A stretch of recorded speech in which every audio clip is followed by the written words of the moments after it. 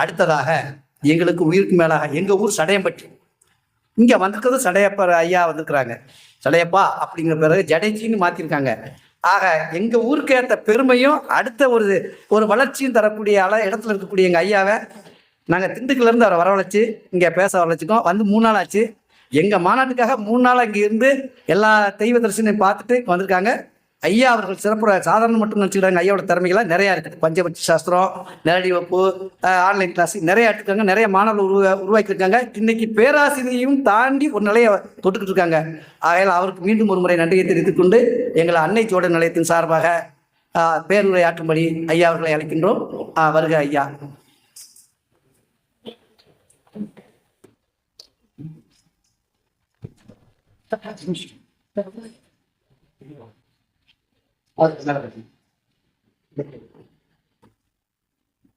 இந்த சிறப்பு நிகழ்ச்சிக்கு வருகை தந்து பேச இருப்பதால் ஐயா வாஸ்து ஈஸ்வரன் அவர் தான் மூத்த குருன்னு வைங்களேன். அவரோட சார்பாக அவர் எங்கள் சார்பாகவும் இந்த பொன்னாடியை எங்களது ஜடேஜி ஐயா அவர்களுக்கு வழங்குமாறு வேண்டிக் கொள்கிறேன். அருமை நம்பர் சடையப்பா என்கின்ற இவர் சடையப்பா வள்ளல். இவருடைய பற்றி தனிப்பட்ட முறையில் சொல்லணும்னா மிகப்பெரிய ஆற்றல் உடையவர். அவர் பேச்சு திரிக்கும், கண்ணல் தெரிக்கிற மாதிரி பேச்சு திரிக்கும். பேச்சில் அதிகமான வேகம் இருக்கும். ஐயா வணக்கம். ஆனால் ஒரு அற்புதமான ஜோதிடர். இன்றைய இந்த தலைமுறையிலே இன்றைக்கு ஜோதிடத்தை மிகப்பெரிய அளவில் கொண்டு போகின்ற அளவுக்கு அமைப்புகள்லாம் உருவாக்கி அந்த அமைப்புகள்லாம் பல மீட்டிங்கள் போட்டு ரொம்ப சிறப்பாக நடந்து கொண்டு இருக்கிறது. ஒரு மிகச்சிறந்த ஒரு நண்பர், நல்ல திறமைசாலி, ஜோதிடத்தில் புதுமைகளை உங்கள் முன் வைக்கக்கூடியவர். ஆகவே அவரை வாழ்த்தி வரவேற்போம். வாழ்த்து.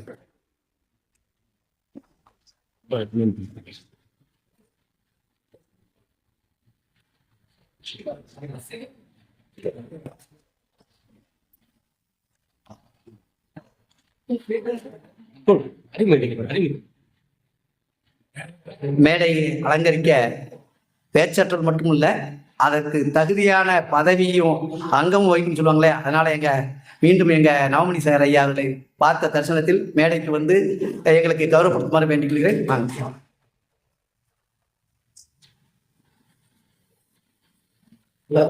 நல்லா இருக்க சார்.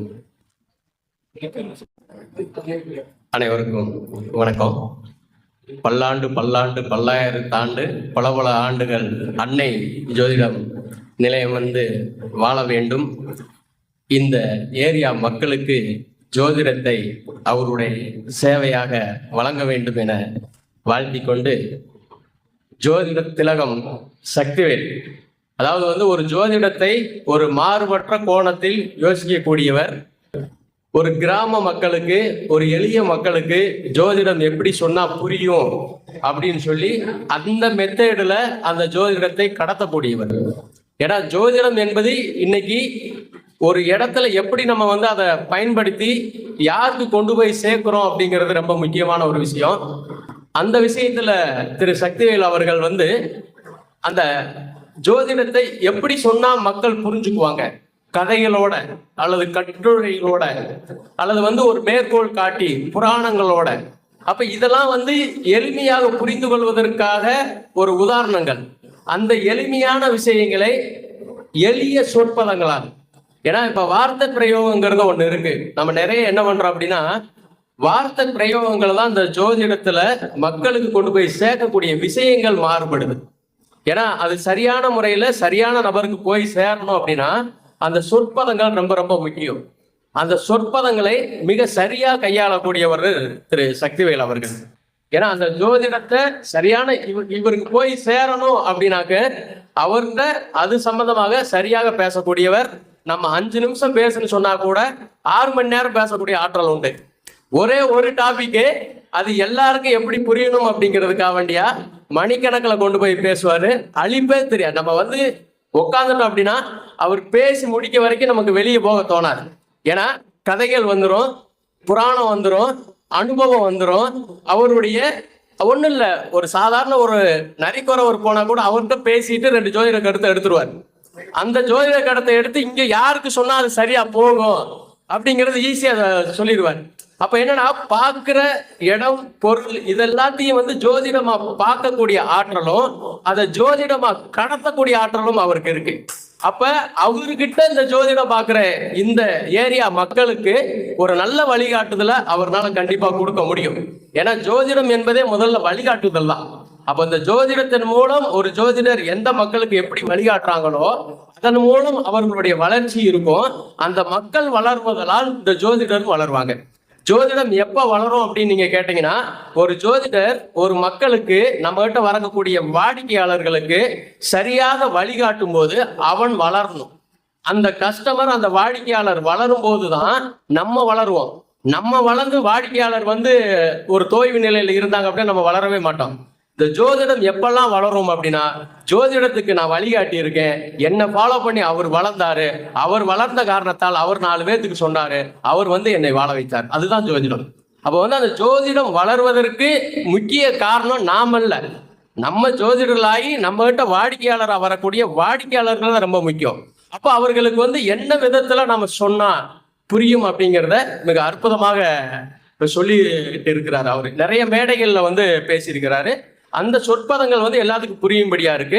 அந்த ஒரு நம்பிக்கையில ஜோதிட மையத்தை இன்னைக்கு துவங்கி இருக்கிறார். அப்ப இந்த ஜோதிட மையம் வந்து ஏன் நம்மளை எல்லாம் அவர் வந்து ஒரு வாழ்த்துறைக்கு கூப்பிட்டுருக்காரு அப்படின்னா, ஒரு ஜோதிடம் என்ற ஒரு விஷயம் அதை வந்து கடத்துற விதத்துக்கு ஒரு 4 பேர் வந்தா நல்லது அப்படிங்கிற ஒரு அமைப்புல நம்மளை எல்லாத்தையும் வாழ்த்த கூப்பிட்டுருக்காரு. அப்ப வந்து அவரை வாழ்த்துவது நம்மளுடைய கடமையாகுது. அப்ப இந்த ஜோதிடம் என்பது இவர் மூலமாக, திரு சக்திவேல் அப்படிங்கிறவர் மூலமாக இந்த ஏரியா முழுவதும், அதாவது வந்து அவர் இருக்கக்கூடிய சடையம்பட்டி என்ற ஒரு கிராமமா இருந்தாலும் கூட, ஏன்னா இன்னைக்கு வந்து கிராம ஜோதிடர்கள் வந்து பாத்தீங்கன்னா இன்டர்நேஷனல் லெவல்ல நம்ம சோசியல் மீடியா மூலம் பரவிட்டு இருக்கிறாங்க. அன்னைக்கு மாதிரி வந்து ஜோதிட ஒரு குறிப்பிட்ட எல்லைக்குள்ள குறிப்பிட்ட இடங்கள்ல அடங்கலை.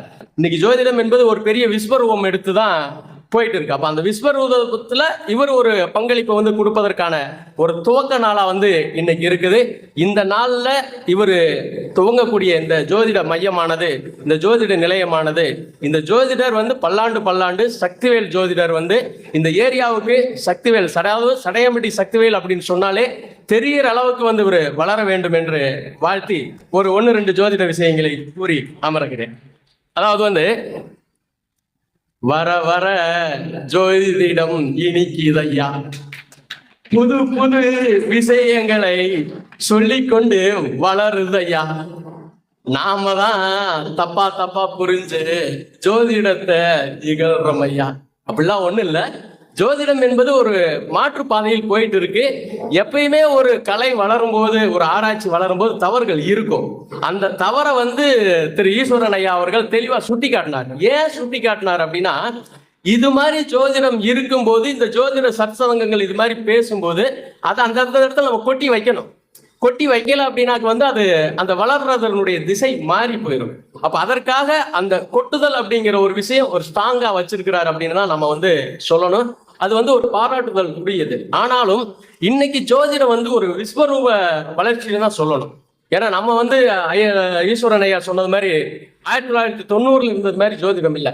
அன்னைக்கு வந்து பாத்தீங்கன்னாக்கு வந்து திரு ரவுமணி ஐயா மாதிரி வந்து ஒரு பெரிய ஜோதிடர்கள் தான் ஒரு லெஜெண்டா இருந்துகிட்டு இருந்தாங்க. ஏன்னா அவர்கள் வழிகாட்டி இன்னைக்கு அவர்கள் கைகோர்த்து வந்த ஜோதிடர்கள் நிறைய மேடைகள்ல வந்து பெரிய பிரசங்கம் பண்ற அளவுக்கு வந்து ஆள் ஆயிட்டாங்க. ஏன்னா அப்ப அந்த காலத்துல இருந்து இன்னைக்கு வந்து ஒரு மேன்மைப்பட்ட ஒரு ஜோதிட உலகமா இருக்குங்கிறத நாம வந்து புரிஞ்சுக்கணும். ஒண்ணு. ரெண்டாவது என்னன்னா, இந்த சனி அப்படிங்கிற ஒரு கிரகம், நம்ம எல்லாரும் சனியை வந்து என்ன சொல்லுவோம், சனி என்பது ஆயிலை கொடுக்கக்கூடிய கிரகமா அல்லது கெடுக்கக்கூடிய கிரகமா? நம்ம கிட்ட இங்க இருக்கக்கூடியவங்க பதில் சொல்லுங்க. சனி என்பது ஆயிலை கொடுக்குமா கெடுக்குமா? ஏன் அவரை வந்து நம்ம ஆயில் காரகன்னு சொல்றோம்? கொடுக்குங்கிறீங்க. அடுத்து இங்க இருந்து இல்ல சாமி, அது நமக்கு வேணாம். இப்ப அவள் ஆயில் காரகன், அவ ஆயில் காரகன் ஆயிலை கெடுப்பதற்காக ஆயில் காரகன் சொல்லியிருக்காங்களா, ஆயிலை கொடுப்பதற்காக ஆயில் காரகன் சொல்லியிருக்காங்க? இதான் விஷயம். இல்ல சார், நம்ம காரக பாவனை அதெல்லாம் வேண்டாம். நம்ம இப்ப வந்து பொதுவா ஒரு காரகம் எடுத்துக்கிறோம் இல்லையா? ஆயில் காரகன்ற ஆயில் காரகம் தான் சார். ஆயில் காரகன்ற 2 விதையா புரிஞ்சுக்கலாம். ஆயிலை கெடுப்பதற்கு நம்ம ஆயில் காரகன் சொல்றோம், ஆயிலை கெடுப்பதற்கும் ஆயில் காரகன் நம்ம சொல்லலாம்.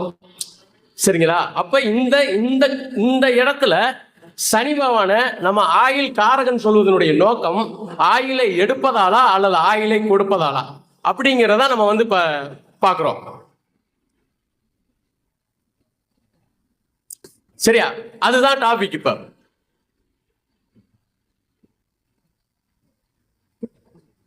சரிங்களா? சரி, இப்ப எல்லாரும் வந்து ஆயில கொடுக்கும் அப்படின்னு சொல்றீங்க.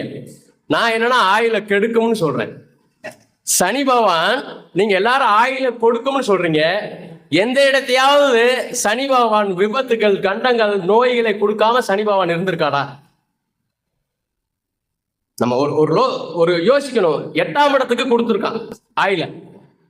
8ஆம் இடத்துல சனி பகவான் இருந்தா என்ன ஆகும்? ஆயில் கூடுமா குறையுமா? ஆயில மட்டும் கொடுப்பார்ல, ஆயில கெடுப்பார். சனி பகவான் பார்க்கிற இடங்களையும் ஆயிலெல்லாம் கெடுக்கும். அப்ப ஆயில் ஸ்தானத்தை ஆயில் பார்க்கும்போது ஆயிலே கெடுக்கிறாங்கிறப்ப வந்து நமக்கு ஆயில் பலம் பெறுதுன்னு அர்த்தம். இப்ப சூரியனுக்கு தான் வந்து லக்னத்தை வந்து பார்க்கும்போது லக்னத்துல இருக்கும்போது ஆத்ம காரகன் விதி தீர்க்கம் தோல்வின்னு சொல்றான். சனிக்கு விதி தீர்க்கும் தோல்வின்னு சொல்லல, விதியை போக்குவதற்கு தான் சொல்றான் சனியை. நாம எப்படி புரிஞ்சு வச்சிருக்கோம்? விதிகாரகன் ஆயில் காரகன் என்பதால் ஆயிலை கொடுப்பார் என்று பலன் சொல்லிக்கிட்டு இருக்கிறோம். ஆயிலை வந்து கொடுக்கிறார் என்று நம்ம 8ஆம் இடத்தை வச்சு எடுத்துக்கிட்டு இருக்கிறோம். 8ஆம் இடம் ஆயுள் ஸ்தானம். அதுல வந்து யாருக்கும் எந்த மாற்று கருத்தும் கிடையவே கிடையாது. 8ஆம் இடம் ஆயுள் ஸ்தானம் என்பதில் எல்லாத்துக்கும் வந்து ஏற்றுக்கொள்ளக்கூடிய ஒரு கருத்து.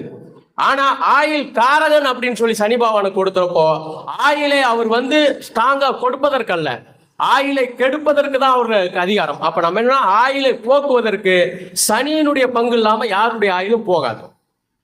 நீங்க சூரியனுடைய தொடர்போ, சுக்கிரனுடைய தொடர்போ, குருவனுடைய தொடர்போ இருந்துச்சு அப்படின்னா ஆயில் வந்து அதிகமாகும். நீங்க பாருங்க, சனி பகவான் வந்து சுபகிரகங்கள் பார்த்தா ஆயில் கூடும்னு சொல்றாங்களா குறையும்னு சொல்றாங்களா? அப்ப கூடும்னு சொல்றான். அப்ப ஆயில இவரே கொடுக்கக்கூடிய ஒரு இடத்துல அப்ப வந்து அது ஆயில கெடுக்கிறதுனாலதான் அதை வந்து மாற்றி அமைக்கக்கூடிய வல்லல் அந்த சுபகிரகங்களுக்கு இருக்கு. அப்ப அந்த ஆயில் ஸ்தானத்தை வந்து இந்த சனி பகவான் கெடுக்கிற ஆற்றல் இருக்கு. ஆயிலே விதியை முடிக்கக்கூடிய ஆற்றல் சனி பகவானுக்கு இருக்கு. அதனால வந்துதான் இது என்ன சொல்றோம், ஆயில் காரகன் சொல்வதனுடைய நோக்கம் ஆயிலை போக்குவதற்கான அதிகாரம். அதே சமயத்தில் சரியான நேரத்தில் சரியான துன்பங்களை கொடுத்து, நோய்களை கொடுத்து, வறுமையை கொடுத்து, தற்கொலை எண்ணம் வரைக்கும் போகக்கூடிய ஆயிலை போக்கக்கூடிய அதிகாரம் சனி பகவானுக்கு இருக்கு. அப்ப சனி பகவானை நாம புரிந்து கொள்வது எப்படி புரிந்து கொள்ள வேண்டும் என்றால், அவரு ஆயில் காரகன் தான், ஆனா ஆயிலை போக்கக்கூடிய காரகன் என்று நீங்க புரிந்து கொண்டு பலன்களை எடுத்தீர்களானால் அவர் கொடுக்கக்கூடிய நன்மை தீமைகளை மிக அழகாக நீங்க சொல்ல முடியும். நீங்க அதே பாருங்க, 8க்கு கேந்திர திரிகோணத்திலிருந்து ஆயில் ரொம்ப ரொம்ப பலம் பெறும். அந்த இடத்துக்கு வந்து சுபஸ்தானம் அப்படிங்கிற அளவல்ல, அந்த கோணங்கள் வந்து வலிமை பெறக்கூடிய தன்மை வந்து கொடுக்குது. அப்போ வலிமை பெறும்போது அவர் சுபரா மாறுறார். அப்ப சுவரா ஒரு தன்மையை இருக்கும்போது அந்த 8ஆம் இடத்துக்கு பலம் சேர்க்கிறார். அப்ப 8ஆம் இடத்திற்கு அதுதான் நம்ம சொல்றோம். அதாவது லக்னம் 8ஆம் இடம் இந்த இடத்துல எல்லாம் வந்து சுபர் பார்த்தா ஆயில் கூடுது அப்படின்னு நம்ம சொல்வதற்கு காரணம், இவர் வந்து விதியை போக்கக்கூடிய அதிகாரம் இருக்கு அப்படிங்கிற ஒரே ஒரு காரணம் தான். ஏன்னா ஒரு கருத்தரங்கம் போறோம் அப்படின்னா ஒரு விஷயம் நம்ம தெரிஞ்சுக்கிட்டாலே போகணும். அந்த ஒரு விஷயம் தரமா தெளிவா தெரிஞ்சுக்கிட்டாக்க இந்த ஜோதிடத்தை வந்து நம்ம எங்கேயோ போகலாம். நம்ம என்னன்னா நிறைய விஷயங்கள் தெரிஞ்சுக்கணும்னு ஆசைப்படுறோம். ஆனா ஒவ்வொருத்தருந்து ஒரு விஷயம் வந்தாலும் கூட நீங்க முழுமையா அந்த ஜோதிடத்துல வந்து ஒரு உச்சம் தொட முடியும் என்று கூறி உங்களிடமிருந்து விடைபெறுவது அஸ்ட்ரோஜோதிடம். நன்றி. நேற்று தான் சனிக்கிழமை, இன்னைக்கு ஞாயிற்றுக்கிழமை. பக்கத்தில் சனீஸ்வரம் இருக்குது. சனீஸ்வர பகவானை தொட்டுட்டு போயிட்டாங்க, விட்டுட்டும் போயிட்டாங்க. ஆக இந்த நகைச்சுவை உணர்வோட நல்ல ஒரு சுவையான ஒரு பகுதி கொடுத்து சின்ன ஒரு கருத்துனாலும் ஒரு மையம் ஒரு பெரிய கருத்தை எங்களுக்கு சொல்லிட்டாங்க. பார்த்த இடமும் இருக்க இடத்தையும் அதை 8ஆம் இடத்தை கெடுக்கும் கொடுக்கும் அப்படிங்கிறதுல ஒரு வித்தியாசத்தை காட்டி கொடுத்து போயிட்டாங்க. ஐயா அவர்கள் சிறப்புரையாற்றி எங்களை கௌரவப்படுத்தி ஐயா அவர்களுக்கு மீண்டும் ஒரு முறை நன்றி தெரிவித்துக் கொண்டது.